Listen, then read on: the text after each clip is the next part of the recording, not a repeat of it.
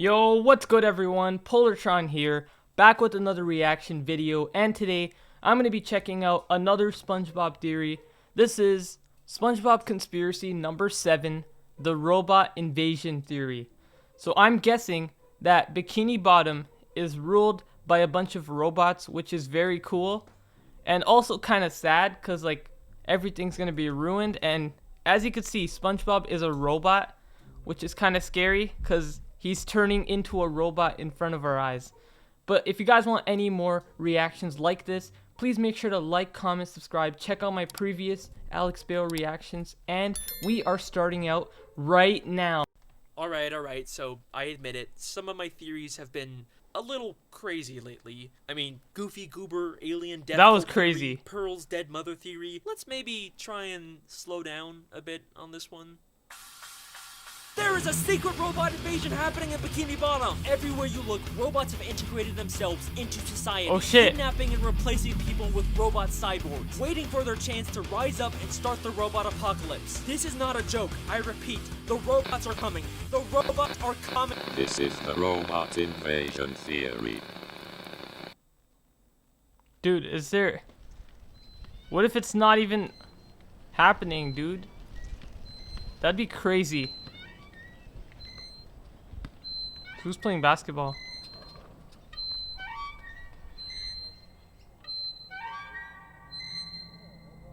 Alex, on the swings. Alex. Oh, we got like Sorry, more what? people. You okay, dude? Yeah, sorry, I've just got a lot on my mind lately. How's the SpongeBob theorizing going? It's good, I'm actually thinking about maybe stopping. Why? They're huge. Yeah, I mean, people watch them, it's just... I didn't go to film school for 3 years just to make SpongeBob theories forever. Oh shit, Yeah, is but he... I mean, it's just something you're doing now. Doesn't mean you have to do them, like, forever. It's easy for you to say. I mean, what, you're a year out of film school and you're already directing commercials? Yeah, but I didn't go to film school to make commercials either. It's just something I'm doing for now. I like SpongeBob theories. Yeah, maybe. I don't know, these videos also just... They take a lot to make. Not sure if I'm up for it anymore. Dude, up for it? You just like watching cartoons all day. That sounds awesome. I would kill to have as many followers as you, man. I don't think it's that I've been trying easy. to get my film funded for months, You gotta and I see still behind. don't go for it. You know, that was It's pretty not that cool. easy, bro. But- Like he's got to do a lot of research. Hey, it's time for another SpongeBob conspiracy. Wow, I just realized I've been making SpongeBob videos for over a year now. Definitely did Ooh. not think that I'd still be making these a year later. But it's all worth it, right? Because you guys love them, and I love making them, and they're super easy to make. You know, after a long day of SpongeBob theorizing, I like to crack open a nice cold wine. Red. But here's the thing, I don't really know anything about wine. That's why it's good. Bright Cellars has got my back. Bright Cellars is a monthly wine subscription service that helps people discover wines that they'll love. First, you just take a quick personality quiz, then they send you a box of wines specifically based on Dude, your I don't taste. think- Each wine I don't comes think with anyone's gonna educational drink cards that tell wine, you how to 'cause best serve it or you what know to pair it with. Trust me, the they age, know you man. better than you know yourself. And plus, it's not good. This is the Forever Fleeting. Very good, very good. I'm getting a little bit of Got to be over little bit of 21, peaches, guys. which is nice. Kind of reminds me of the peach cobbler my mom used to make me as a kid. Oh, They dude. always know. They always know. Man, your childhood bit, favorite dish? A little bit of apricots too. Kind of like the first kiss I ever had at the Sadie Hawkins dance. The what? Apricot lipstick.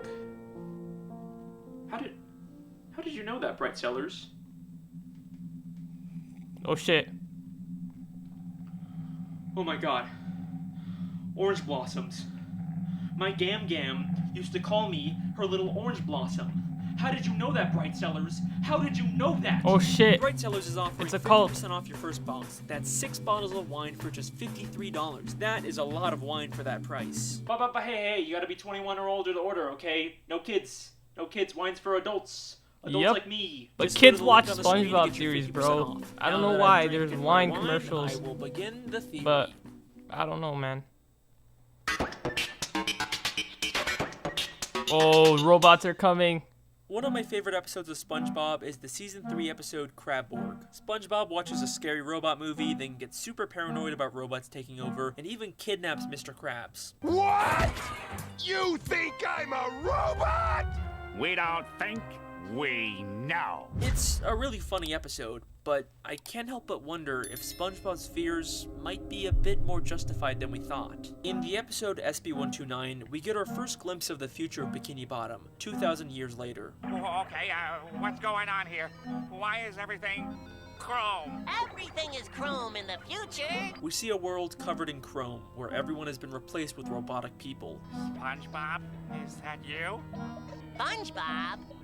No, I am SpongeTron. And this isn't the only time we see a future full of robots. In the season 7 episode Back to the Past, SpongeBob time travels to an alternate future where Man Ray takes over, and once again, people have been replaced by robots. Robots. And then, in the second SpongeBob movie, Sponge Out of Water, there's a deleted scene where SpongeBob and Plankton go to the future and see this. That's not deleted, is it?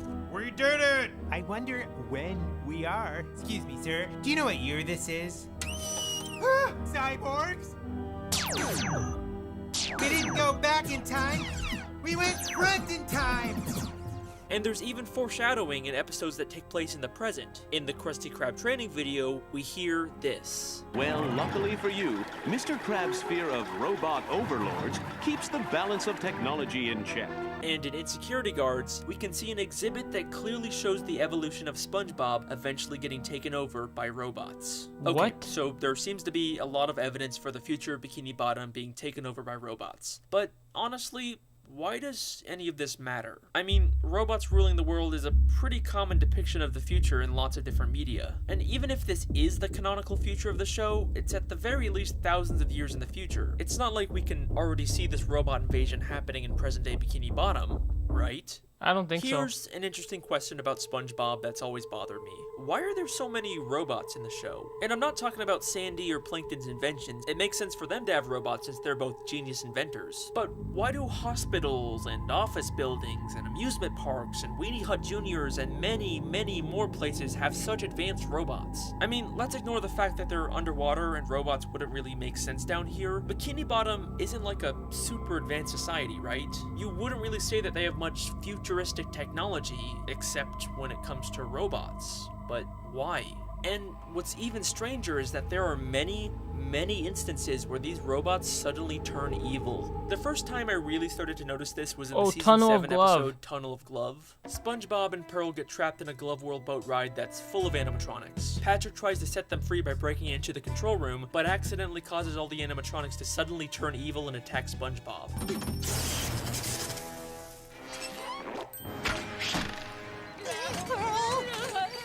Now, this is a pretty basic cartoon trope. Someone accidentally breaks the controls, then the robot malfunctions and turns evil. This isn't really all that weird for SpongeBob. Except, what's strange about this is that Patrick doesn't break any controls. He hits a button labeled animatronic override, and that's what causes the robot Why is to that turn button evil. even there? Just gingerly lean on this wall. Huh? They aren't malfunctioning. The robots were intentionally designed to have a button that makes them attack people, but why? Then, in the episode Good Neighbors, Squidward discovers a flyer for a home security system that's suspiciously free despite it clearly being very advanced. After he sets it up, his house suddenly grows arms and legs and starts destroying Bikini Bottom. Wow, Squidward's house is destroying the neighborhood. Now, to be fair, this was a malfunction caused by SpongeBob, but why would a simple home security system have giant arms and legs? I mean, the malfunction didn't create them, they were clearly already installed. They eventually do manage to stop the house, but what's really creepy about this is that we can still see signs of Squidward's house being sentient after this episode. Then, in the season 11 episode Krusty Cleaners, SpongeBob and Patrick go to an office building and encounter a trash cleaning robot. The robot immediately attacks them for causing a mess. Oh shit. My rubber! is roasting! But this time, there's no malfunction that causes this. It's working exactly as intended. Not only does the trash robot have a buzzsaw and a literal laser cannon, but it also turns all of the nearby machines into killer robots to help hunt down SpongeBob and Patrick. So, where are all these places getting these super advanced robots, and more importantly, why are they all being programmed to suddenly turn evil? This is a question that stumped me for a while, until I watched the season 11 episode, My Leg. This is the episode where I My Leg realized guy. there was an actual conspiracy theory here, and not just cartoon antics. It's time we finally find out who is behind the robot invasion.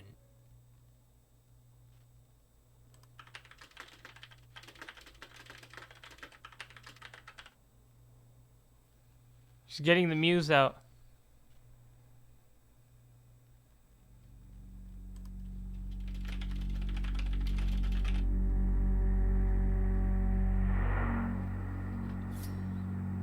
Oh, he got the knife.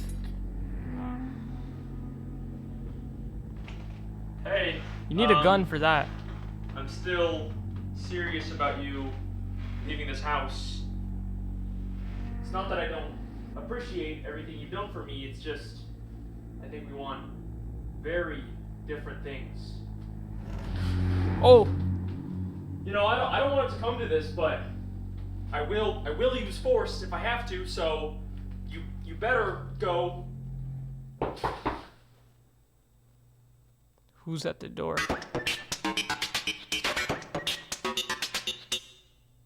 The episode My Leg focuses on the reoccurring gag of this one fish always injuring his leg throughout the show. My leg! My leg! My leg! At one point in the episode, he goes to a hospital and meets a robot that works there. It's just a small throwaway gag. The robot never turns evil or does anything strange. Don't take my leg! Don't take my leg! But there's something awfully familiar about the robot's design. Let's go all the way back to the season 3 episode Plankton's Army, which opens with Plankton trying to steal the Krabby Patty's secret formula with a robot disguise. You never know what trick he'll use to steal me secret Krabby Patty formula. What a quaint restaurant. I think I will sample their wares. the same These robot. robots have an uncanny similarity, right down to the same tie. Okay, but maybe we could just chalk this up to the showrunners being lazy and reusing assets. But SpongeBob has always had a pretty diverse amount of robot designs throughout the show. And it's not like this is a direct copy-paste either. They went to the effort to redesign the face and colors, but it was still clearly based on Plankton's robot. So, here's my theory. Plankton has built many robots to try and steal the Krabby Patty secret formula, but I think after he fails to do so, he doesn't just throw them away. He redesigns the robots and then gives them to different businesses in Bikini Bottom with the intention to one day use them to take over the world once he has enough in place. I mean, we know what Plankton really wants isn't the secret formula, it's to rule the world. I will rule the world! And there's even the video game, Battle for Bikini Bottom, where Plankton tried to take over using an army of robots. So, this theory doesn't seem too far-fetched for Plankton's character, but we're gonna need a lot more evidence if we're gonna prove he's the one behind all the robots in Bikini Bottom. So, let's get started. In the season 3 episode, No Weenies Allowed, we see a robot working at a place called Weenie Hut Juniors. Would you care for another Diet Cola with a lemon twist, Weenie? And The while it mustache. doesn't resemble any of the robots we've seen Plankton make, does that voice sound familiar to you? Would you care for another Diet Cola with a lemon twist? What a quaint restaurant. I think I will sample Same their voice. wares. And again, it's not like this is the default robot voice we hear in SpongeBob. There are many different voices the show has used for robot characters. What a quaint restaurant. Greetings, I am Robo 2.1. No threat detected. This is very uncomfortable. Leave my father alone! But here, they specifically recreated the voice from Plankton's robot. Let's go back to Glove World for a second. In the control room, we see a machine on the wall that looks shockingly like SpongeBob. So much so that Patrick even mistakes him for it. We know Plankton has built a SpongeBob robot before in Welcome to the Chum Bucket. Maybe he repurposed it here inside of Glove World. In Krusty Cleaners, the trash robot also has a striking resemblance to Plankton's robot in the season 9 episode Eek and Urchin. In the season 5 episode The Patty Gadget, Squidward tries to get SpongeBob fired by replacing him with a machine that creates Krabby Patties for free. But it's never explained where Squidward got this machine. Now, it doesn't From resemble Plankton. anything we've seen Plankton make, but a staple in a lot of Plankton's inventions is having them resemble his likeness, especially with one eye in the middle, and that's exactly what we see with the Patty Gadget. And the patties it makes are terrible, which would make sense for something Plankton made. In the episode All That Glitters, SpongeBob buys a super advanced talking spatula. Les Spatula 3000 at your service. But in the episode Evil Spatula, we find out Plankton has a whole collection of advanced spatulas just like this one, and even tries to trick SpongeBob into taking a talking spatula. It seems like no matter where we turn, we can find a connection between the technology in Bikini Bottom and Plankton. But if you remember in those glimpses of the future, the world isn't just ruled by robots. They've actually replaced all the existing citizens with robot copies. I am SpongeTron. And believe it or not, this is also something we can already see happening in Bikini Bottom today. Get ready to see how far this robot invasion has really gone. Hey, Hey. Victoria, what are you doing here? I was just around, thought I'd stop by. Can I come in? Or Inside? No, it's not a good time right now. in all honesty, it kind of seems like you're going through something. I just wanted to check in on you. I appreciate that. It's just, I'm fine, you know, it's just the SpongeBob stuff has been keeping me really busy and a little stressed about that, and, but I'm fine. You should probably go. You're being really weird. You're not answering your phone. You're living in total darkness. You just talk to me? What's going on? Dude, the Muse took over his house. Just not here. Fine. Do you want to get coffee or something? Sure, fine, yeah. I gotta put something away. Just stay right here.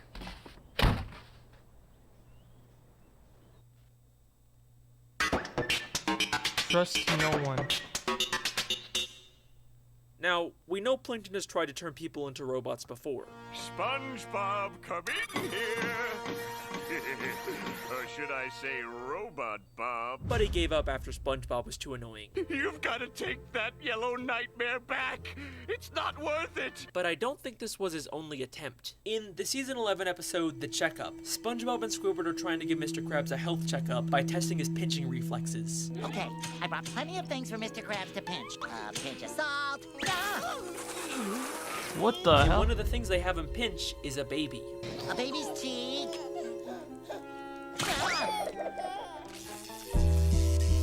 Lucky that was a robot baby. Some random baby just turned out to be a robot, and it's never explained why. Plankton. That's weird even for SpongeBob. But things get even more interesting when we go back to season 9 in the episode Plankton's Pet, where Plankton tries to steal a Krabby Patty using the exact same purple baby as a robot disguise.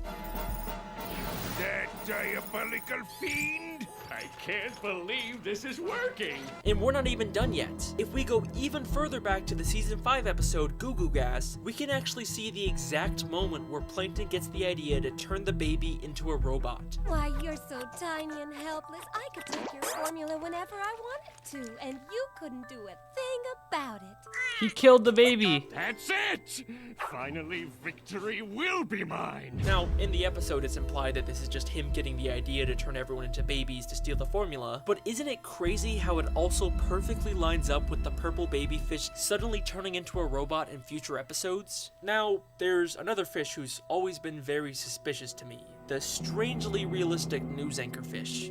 All of Bikini Bottom is abuzz over the identity of a mysterious flying man who helps people. Who knows what superhero act of courage he'll astound us with next? In a show full of cartoon characters, why is he the only realistic one? In fact, I made a whole theory about how there are evolved cartoony fish that can talk and primitive realistic fish who can't. But as many people have pointed out, the one exception to this is the realistic news anchor fish. Well, if you ask me, he looks a lot like one of those animatronic singing fish you buy in a gift shop. Especially the way he mechanically moves his mouth and how we only ever see one side of him. So, already a pretty strong indication that he might be a robot, but there's also something familiar about his voice. What kind of cruel, careless, evil person? I'll canvass all the seediest lowbrow dives in town. That's right, he has the same voice as Plankton. And if you're gonna take over the world, then you're definitely gonna want to control the media. But how exactly is Plankton replacing these people with robots? Well, I think the season 10 episode Whirly Brains gives us an important clue. In this episode, suddenly a new toy becomes extremely popular in Bikini Bottom, the Whirly Brain. Oh, I remember that episode.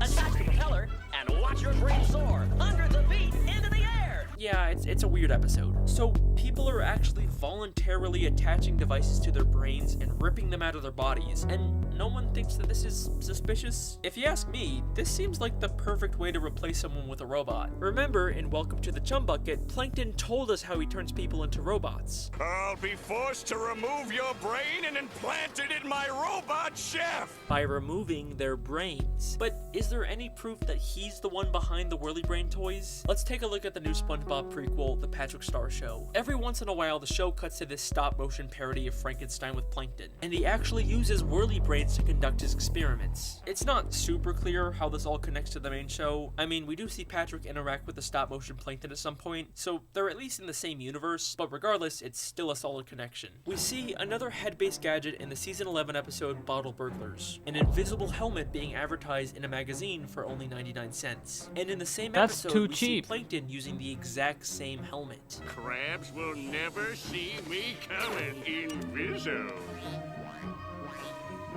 Now, maybe this is just implying that he bought the helmet from the magazine, but that doesn't really line up with what we know about Plankton as an inventor. Plus, I can't see them selling a tiny version of the helmet just for Plankton. Seems a lot more likely that Plankton created the helmet and is selling them to the people of Bikini Bottom, possibly as a way to create more robots. Alright, so we're starting to get a pretty clear idea of how Plankton plans on turning the citizens of Bikini Bottom into robots. But there is one more character that I believe has already been secretly assimilated into a robot. And it's not some random background character either. It's one of the main characters in SpongeBob SquarePants. This final part of the robot invasion theory is going to completely change the way you look at the entire show. Who is it? Are you ready? Because this is the Patrick Star theory. What?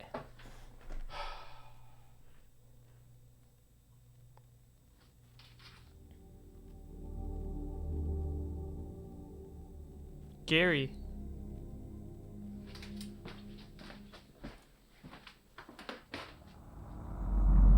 Shit. Victoria? Victoria! Oh, he ate her. Victoria!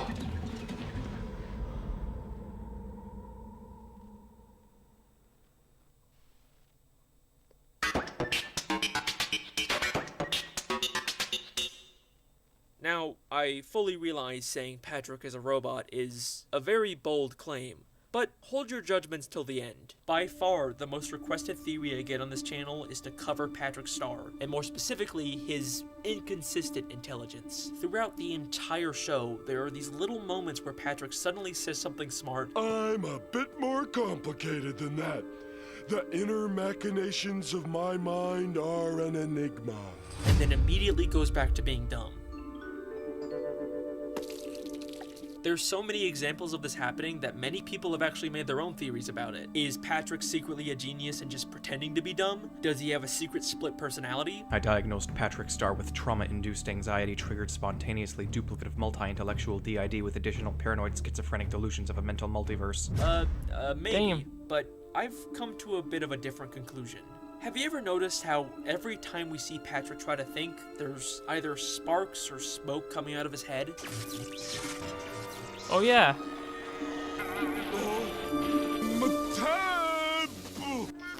Is Patrick speaking again? And almost every time we see inside of Patrick's head, it's represented with gears or some kind of machinery. He's a robot.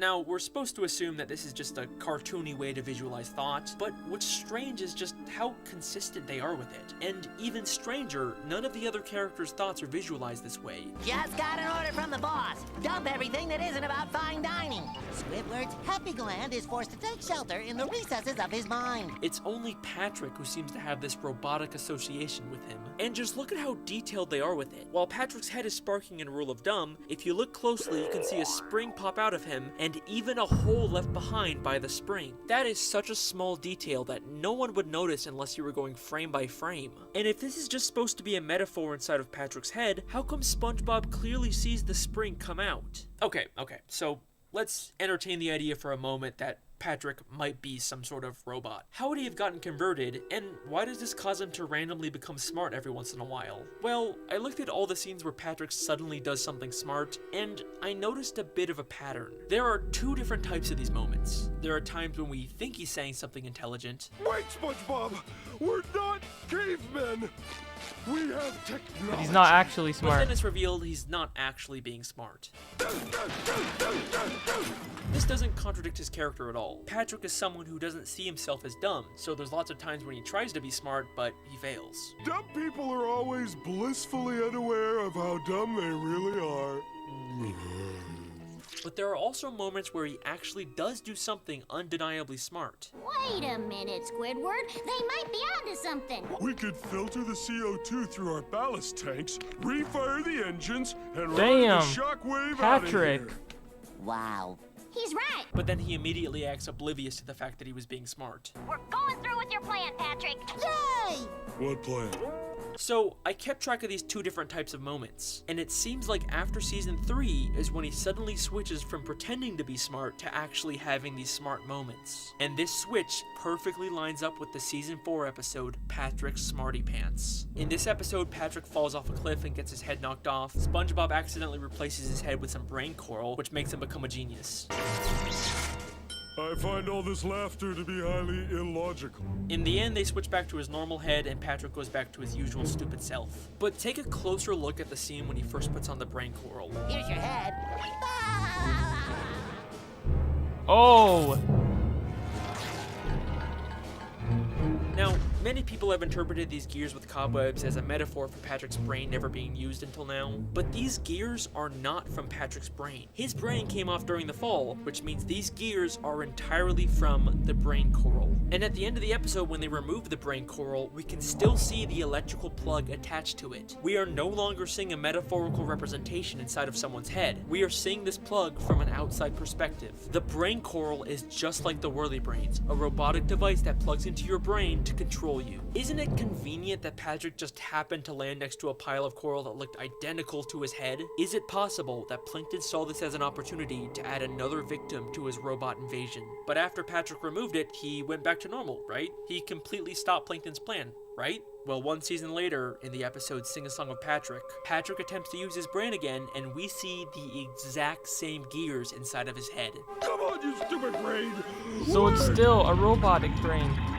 The creators went out of their way to recreate the exact placement of all the gears from the brain coral, which means the head Patrick put on at the end of Patrick's Smarty Pants was not his head. It was another piece of robotic brain coral. Dude. But it seems like for whatever reason, this brain coral isn't as effective as the first one, and he's only able to have rare moments of genius. In the season 12 episode, SpongeBob's Big Birthday Blowout, Patrick has another one of his smart moments. Oh, would you look at the hour? It's almost time for me to take SpongeBob on that tour so you guys can decorate his house. But this moment in particular is very interesting because Plankton is actually there to witness it. And take a guess how Plankton responds to him. I guess even a broken moron can be right once a day. He calls Patrick a broken moron. Broken. Because he knows Patrick is a broken one of his experiments. And if you still don't believe me, in the newest episode of season 13, The Goofy Scoopers, we get this scene. This stinks. I wanted to go backstage for an autograph. Plankton was here. Yes, he certainly was. And that is the robot invasion theory. Thank you very much. Dude. Okay, robot invasion theory done. Hey, we just passed 500,000 subscribers. Congrats, Thank bro. you guys so much. This is honestly a dream come true for me. I mean, I've always wanted to have this many people watching me for SpongeBob theories. You guys wouldn't like all immediately unsubscribe and leave me if I stop making these, right? Thanks again for watching. I've been your host, the SpongeBob guy. I will see you. I'll see you guys. Bye. The muse. Where's Victoria? Do not give me the silent treatment right now. I swear to God, if you did something, I'll...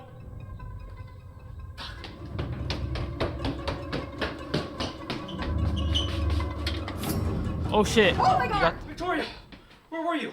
I was using your bathroom. Why the fuck are you pointing a knife at me? Okay, it doesn't matter. Okay, you cannot be here right now. No, I am not leaving until you tell me what's going on. Listen, I promise I will explain everything to you later. You cannot be in here. Why are you so afraid of me being in your house? Victoria, I promise you, this is not the time. We have to leave right now. Your muse isn't gonna eat me. She knows? What? You mean the big tentacle monster in my basement? Yeah. Is he gone? How do you know about that? I have one too. What? What the hell? Dude.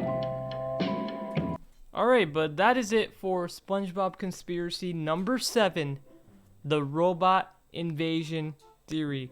That was a very scary conclusion, but hopefully it's not real. But yeah, that is it for the theory. Let me know what you guys think. Don't forget to like, comment, subscribe, and I'll see you guys next time. Peace.